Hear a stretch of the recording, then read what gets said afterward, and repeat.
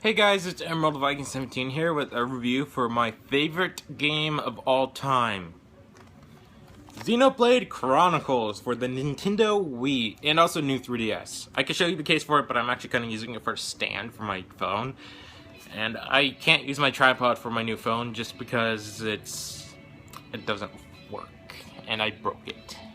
Tried to get it to work. But let's get to the review.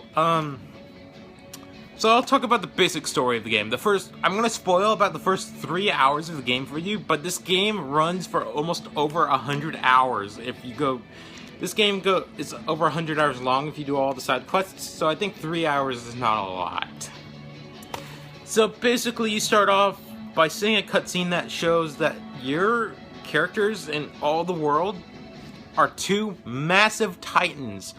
One is called the Bionis, which is where all the living creatures, including the Holmes, which is the Xenoblade equivalent of the humans, all the Nopons, which are these little fuzzy creatures.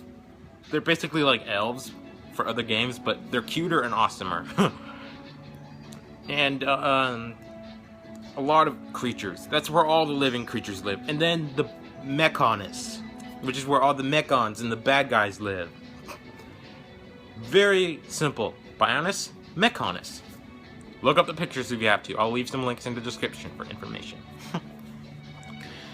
Basically, you start off playing a character known as Dunban, which you'll get him in your party later, but you actually don't. This is not your main character. This is just shows you what happens a year before the main story of the game.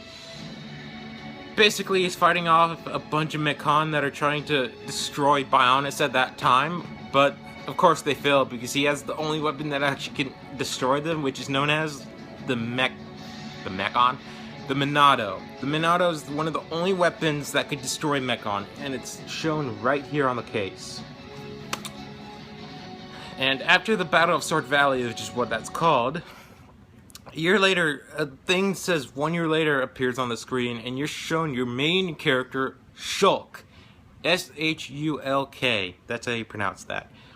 Shulk is basically a geeky teenage boy who likes building stuff and tinkering with mechanical weapons and gear and stuff like that. He's your basic mechanic, but he's a great character because his story is just so deep and it's just so freaking amazing. And you meet his best friend, Ryan, who they've been friends since childhood, and he's just your tank. He could take a lot of damage, you could dish out a lot of damage, and he's really powerful. All I have to say right there. And you meet their best friend, Fiora, who sadly gets killed later in the game. By later in the game, I mean after you do this one mission, the Mechon attack Colony 9 and kill her, and a few other villagers. But after that happened, they decide to go on a revenge story to go defeat the Mechon. And on the way, they meet Charla, who is a healing type character, and she's pretty good if you play as her, but honestly, if you're not going to use her as your main character, because you could play as any of the 7 main characters as your personal, but I recommend not making her AI. Use her until you get your 4th character, and then get rid of her. Not get rid of her, but don't use her much, because she's not that useful, honestly, but if you want to get 100%, use her until you get Infinity with everyone. Infinity is something I don't really want to get into, so I'm not going to talk about it. But, alright, I'll talk about it. Infinity is basically love. Like, it's not love, it's like a like meter. It shows you how much characters connect with each other and how much they like each other. There is, I believe, yellow, green, blue, white, and pink. Pink is the max, yellow is the minimum. There's also red, but you do not want red because that's the absolute worst. And you can't really get red Infinity with any of the main 7, but doing quests and talking to characters in each village or area gets Infinity with certain NPCs, and also for you Infinity with that area.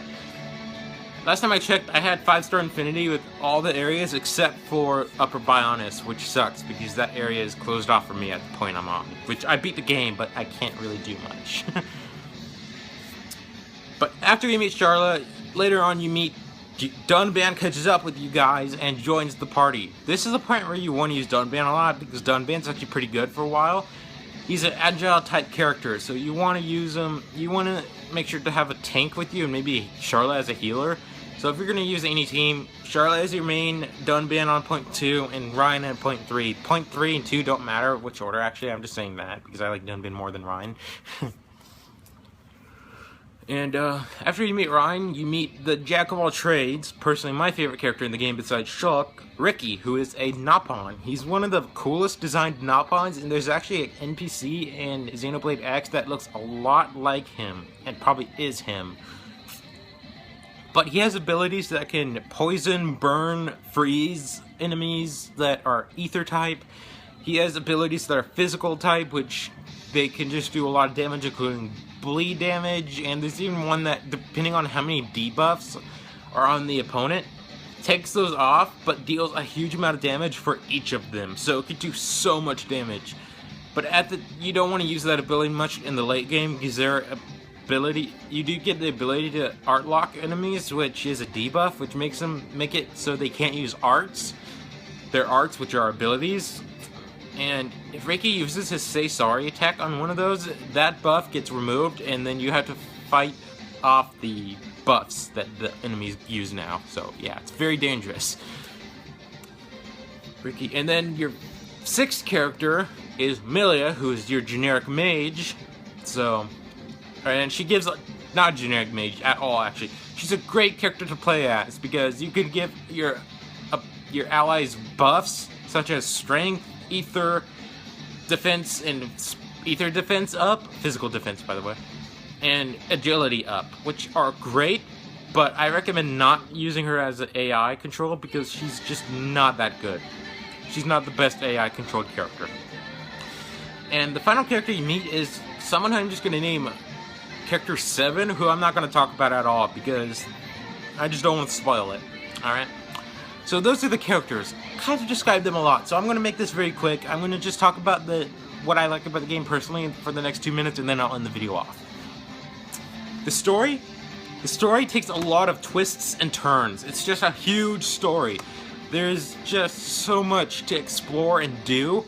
You could go straight through the story, but you're not going to get a lot of backstory, which is what I don't like. I recommend doing the most side quests and other things throughout the game. It took me 120 hours to beat the game for doing most of the side quests and stuff, but it was worth it because I know a lot of the lore in the game. I watched Chuggaconroy's Let's Play of it, which I'll leave the link in the description if you want to check it out. And just in general, great story. I give this a 10 out of 10 story. Beautiful story. The characters, so memorable. The cutscenes between them, I forgot those things. The heart-to-hearts, which is where you get 2 characters to talk to each other a lot. Those bring in a lot more information to the characters and like their past. I love all the characters, personally. I love them a lot. So I give that a 10 out of 10 also. The gameplay mechanics, amazing. I like the battle system more than most people. I like how you collect items and get items for this thing that's known as the Collectopedia. I can't really describe that right now. That'll take me like 5 minutes alone. So check out Chuggaconroy's Let's Play for Xenoblade Chronicles because he talks about it in depth, so it's pretty useful. I love all that. I love the infinity chart. I love all the things you do for a lot of the characters in the game. So I give that a 10 out of 10 also. Graphics. Graphics aren't the best. It has a beautiful art direction, but the graphics are kind of muddy up close. I'm not really a big fan of graphics. I don't care what the graphics look like as long as it's a good game. So I'm giving the graphics a 9 out of 10 just because I do kind of like them. And plus, that's kind of Nintendo's philosophy where they don't really care about the graphics that much as long as it's a good game. So I'm basically a Nintendo fanboy for saying that. But in general, love this game. Give it a try. Go on eBay. Look it up. It is outstanding. And I'm listening to more Xenoblade X music, so you can tell how much I liked it. So, thanks for watching this video, guys. And I'll see you guys next time. Also, like my haircut.